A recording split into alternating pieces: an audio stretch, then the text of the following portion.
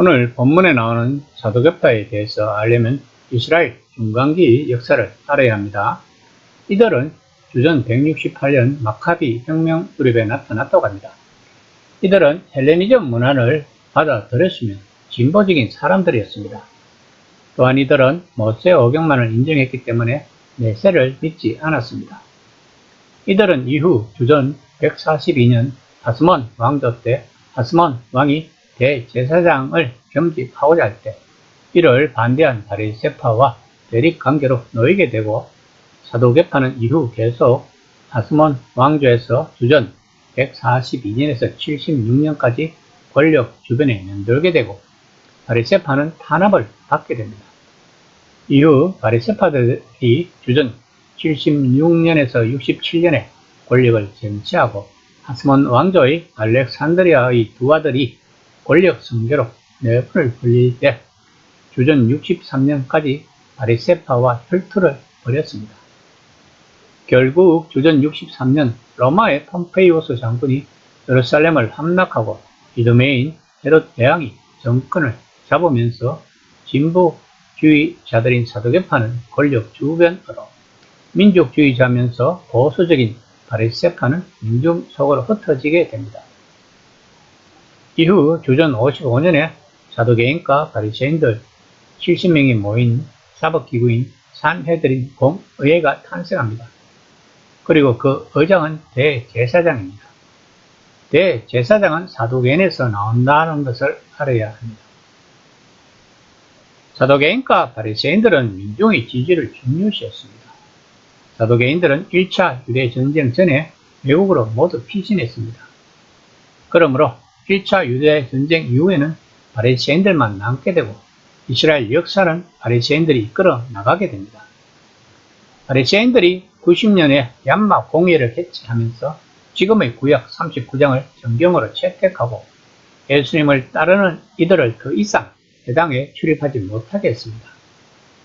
이처럼 중간기 역사를 알아야지 신약 성경을 해석하는 데 있어서 좀 더 성경이 무엇을 말하고자 하는지를 알 수 있습니다. 5장 17에서 18절까지입니다. 대제사장과 그와 함께 있는 사람, 즉 사도개인의 당파가 다 마음의 시기가 가득하여 일어나서 사도들을 잡아다가 옥에 가두었더니, 이들에게는 성전은 정치적, 경제적으로 그들을 지켜주는 수단이었습니다. 그런데 그 성전 앞에서 사도들이 대놓고 성전을 무시하는 행위를 하니 그들이 사도들을 옥에 가둘 수밖에 없었을 것입니다. 5장 19에서 21절까지입니다. 주의 사자가 밤에 옥문을 열고 끌어내어 이르되 가서 성전에 서서 이 생명의 말씀을 다 백성에게 말하라 하며, 그들이 듣고 새벽에 성전에 들어가서 가르치더니 대제사장과 그와 함께 있는 사람들이 와서 공회와 이스라엘 족속의 원로들을 다 모으고 사람을 옥에 보내어 사도들을 잡아오라 하니, 우리는 여기서 하나님은 베드로와 사도들은 옥에서 끄집어내 주면서 바울은 왜 2년 동안 로마에서 옥살이하고 처형을 당했는데 왜 끄집어내어 주지 않았는지에 대해서 의문을 제기할 필요는 없습니다. 왜냐하면 우리들은 하나님이 하시는 일에 대해서 다 알 수 없기 때문입니다. 다만 구속사에 필요하기 때문에 그렇게 하셨을 것이라고 생각하면 됩니다. 그러면 천사가 말한 생명의 말씀을 전하라는 것은 무엇일까요? 이것은 새로운 삶의 방식입니다. 예수님에 대한 믿음을 공유하는 사람들과 함께 가족으로 사는 것, 재산에 대해, 그리고 특히 거룩한 땅이 지닌 신성한 상징에 대해 근본적으로 새로운 태도를 지니는 것. 여전히 성전에서 예배를 드리지만 각자 가정에서 예수님을 기억하고 그분께 기도하며 빵을 뗄 때 하나님 앞에 자기 삶의 중심을 두는 것을 모두 의미합니다. 그러나 그보다 훨씬 더 큰 의미가 있습니다. 생명 그 자체가 아주 새로운 방식으로 살아났다는 의미의 삶의 방식입니다. 생명의 세력이 절대적인 죽음의 장벽을 뚫고 부패하고 타락한 현 세계 안으로 들어와 새로운 원칙, 새로운 가능성, 새로운 힘이 되었다는 것입니다. 이 생명은 살기만 하는 것이 아니라 전해야 하는 것입니다.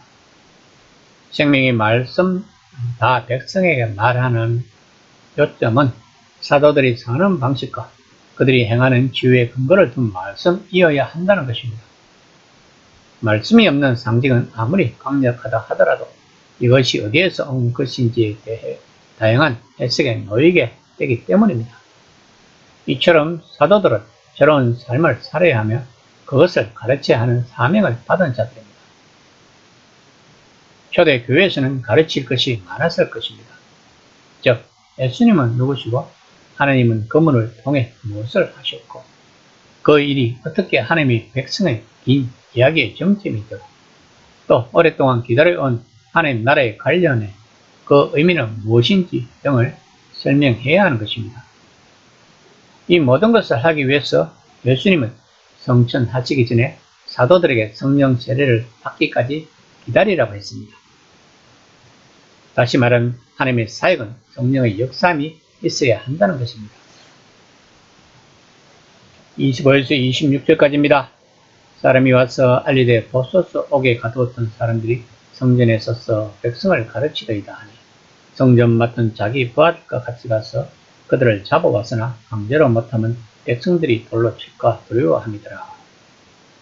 이들은 왜 두려워했을까요? 당시 바리새인들이나 사두개인들은 그들의 권력은 민중들이 지지해서 나온다고 생각했습니다. 그러므로 이들은 민중의 지지에 민감할 수밖에 없었습니다. 이런 것을 이해하면 마태복음 3장 7절 말씀처럼 요한이 많은 바리새인들과 사두개인들이 세례를 베푸는 대로 오는 것을 보고 이르되 독사의 자식들아 누가 너희를 가르쳐 임박한 진노를 피하라 하더냐의 말씀을 이해할 수 있는 것입니다. 바리새인들과 사두개인들은 같이 다닐 수 없는 자들입니다. 그러나 이들이 이렇게 세례 요한에게 온 것은 세례를 받으려고 온 것이 아니라 민중의 동태를 파악하기 위해서 온 것입니다. 그러므로 본문에서 대제사장들이나 성전을 지키는 이들이 민중을 무서워하는 것은 당연한 것입니다. 왜냐하면 민중이 그들이 밥줄이기 때문입니다. 사도행전은 성령 행전이라 할 만큼 성령의 역사함을 이야기하고 있습니다. 이처럼 하나님의 사역은 성령의 역사함으로 하는 것이라고 사도행전은 끊임없이 말하고 있습니다. 우리 또한 이런 것을 잘 알고 있습니다. 그러나 기독교가 2000년을 흘러오면서 다양한 시대의 조례에 맞게끔 신학이 나오고 그 시대의 문화와 더불어 교회가 변하다 보니 가장 기초적인 것을 잊어버리는 것 같습니다. 바로 하나님의 살아계심입니다. 우리는 이것을 머리로는 알고 있지만 실제로 우리 마음에는 받아들이지 못하는 것 같습니다. 그저 하나님은 저 멀리 관념적인 하나님으로 생각하고 있다는 것입니다. 그러나 오늘 본문처럼 하나님은 지금도 살아계셔서 나의 삶을 간섭하시고 있다고 믿어야만 그 다음 일들을 진행할 수 있다는 것입니다. 하나님이 내 삶을 간섭하신다고 믿지 않으면 모든 하나님의 사역은 나의 힘과 능력과 의지로 할 수밖에 없다는 것을 알아야 합니다. 그러면 그 사역이 얼마나 힘이 들겠으며 또한 그 사역이 잘 된다 하더라도 그 영광을 하나님보다는 자기에게 돌리게 된다는 것입니다.